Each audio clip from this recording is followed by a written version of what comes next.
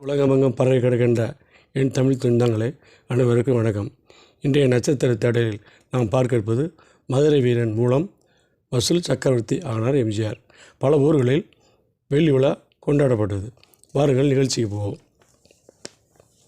பலமரும் பட தயாரிப்பாளரான லேனா செட்டியார் தமது கிருஷ்ணன் பிக்சர்ஸ் சார்பில் மதுரை வீரன் கதையை பிரம்மாண்டமாக தயாரித்தார். எம்ஜிஆருக்கு ஜோடியாக பானுமதி, பத்மினி ஆகிய இருவரும் நடித்திருந்தனர். மற்றும் T S. Balaiah, Viveka Devar, R. Balasubramaniam, T K. Ramachandran, E V. Saroja, M R. Santhanalakshmi, Madi Lakshmi, N S. Krishnan, T A. Mathuram ஆகியோர் நடித்திருந்தனர்கள். கர்ணபரமையை கதையாக வைத்து மதுரை வீரனுக்கு திரைக்கதை வசனம் எழுதினார் கவிஞர் கண்ணதாசன். பாடல்கள் கண்ணதாசனுடன் உடுமலை நாராயண கவி, தஞ்சை ராமதாஸ் ஆகியோர் எழுத ஜி. ராமநாதன் இசையமைத்தார். டைரக்ஷன் யோகானந்த்.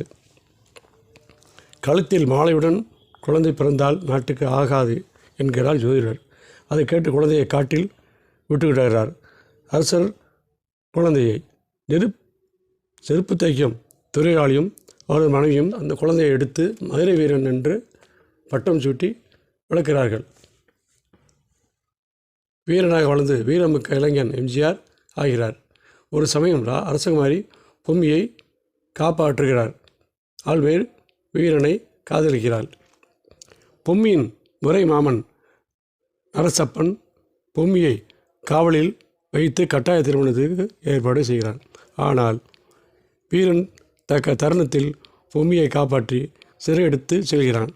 அவருடைய வீரத்தை மெய்சிக்க விஜயரங்க சொக்கர் பொம்மி வீரனுக்கு உரியவள் என்று தீர்ப்பு கூறுகிறான்.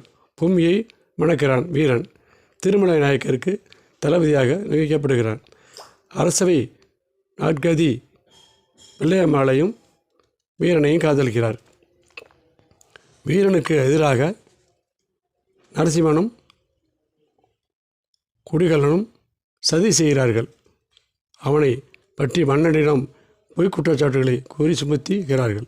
இதனால் வீரனை குற்றவாளி என்று மன்னர் தீர்ப்பளித்து மாறுகால் மறுகை வாங்க உத்தரவிடுகிறார்கள். கொலைக்களத்துக்கு இழுத்து செல்லப்பட்டு இருக்கிறான் வீரன். அவனுடைய ஒரு கையும் ஒரு காலும் துண்டிக்கப்படுகின்றன. அவன் இருக்கும் இடத்துக்கு பொம்மியும் வெள்ளையம்மாளும் ஓடி சென்று அவருடைய உயிர் துறக்கிறார்கள். தாழ்த்தப்பட்ட சமூகத்தினர் காலங்காலமாக மதுரை வீரனை தெய்வமாக வழிபட்டு வருகிறார்கள்.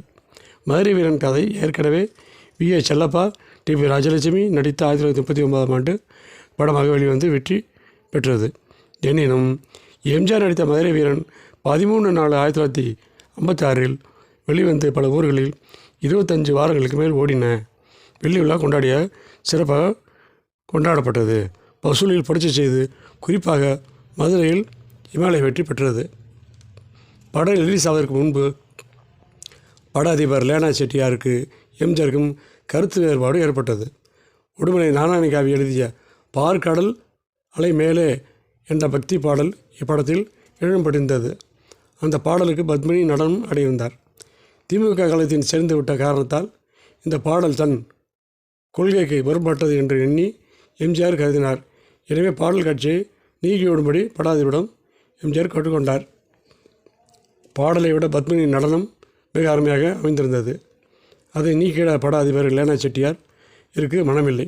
எம்ஜிஆர் எதிர்ப்பை மீறி படத்தை வெளியிடவும் விருப்பவும் இல்லை. எனவே அவர் ஒரு யுக்தி செய்தார். நடன காட்சியை மட்டும் தனியாக வெட்டி எடுத்தார். தனியாக சென்சார் சர்டிஃபிகேட் வாங்கினார். இடைவெளி முடிந்ததும் தனியாக இந்த நடன காட்சியை திரையிட்டு நிலைமையை சமாளித்தார். மதுரை வீரன் வெற்றியை தொடர்ந்து எம்ஜிஆருக்கு ஒவ்வொரு ஊர்களையும் ரசிகர் மன்றம் தோன்றின. எனவே மிக வேகமாக வளர்வதற்கு கொண்டிருந்த திமுக காலத்திற்கு சக்தியாக வாய்ந்த தலைவர் எம்ஜிஆர் உருவாக தொடங்கினார். வாழ்க எம்ஜிஆரின் புகழ்.